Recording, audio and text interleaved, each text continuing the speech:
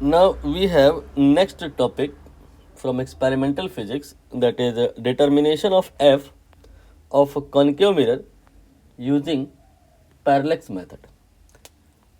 बिल्कुल भी डिटेल में नहीं जाएंगे यहाँ पे, तो क्वेश्चन में बस एक ही बात बता देने से बात बन जाएगी। डिटेल में कई बार हो चुका है, आपको बोर नहीं कराएंगे, हम सीधे मुद्दे पे आएंगे। कॉन्केव मिरर में क्या होता है कि ऑलवेज इमेज रियल नहीं बनती, ऑलवेज वर्चुअल भी नहीं बनती। कब रियल बनती, कब वर्चुअल बनती है। ये कॉन्केव मिरर मैंने बनाया, ये मैंने प्रिंसिपल एक्सिस बनाई, फिर ये मैंने पी पोल बनाया, ये एफ फोकस हो गया, ये 2f या सी ये सेंटर ऑफ कर्वेचर हो गया।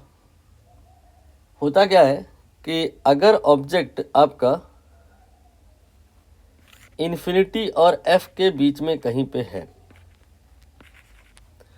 देन क्या होगा कि इसकी जो इमेज होगी वो रियल होगी। लेकिन अगर ऑब्जेक्ट आपका कहीं f और p के बीच में है अगर, तो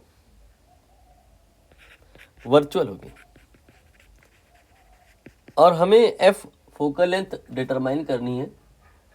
पैरेलक्स मेथड ना हो, कोई दूसरा मेथड हो, तो भी most of the time image को हमें स्क्रीन पर देखना होता है, स्क्रीन पे, एंड स्क्रीन पे रियल इमेज ही मिलती है।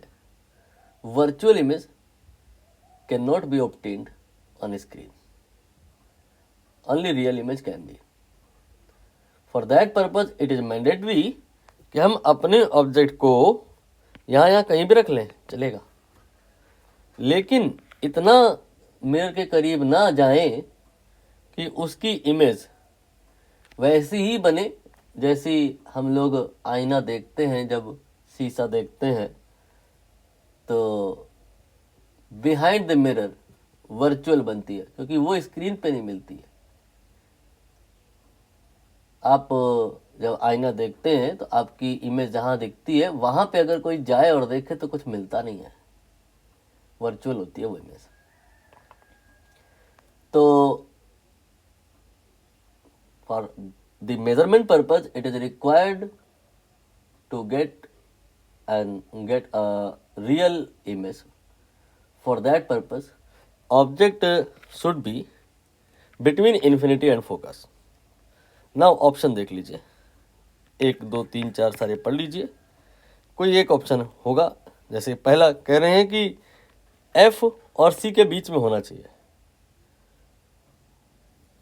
ओनली वर्ड लिखा है इसलिए गलत है। F और C के बीच में अगर ऑब्जेक्ट है तो भी पैरेलक्स मेथड काम करेगा।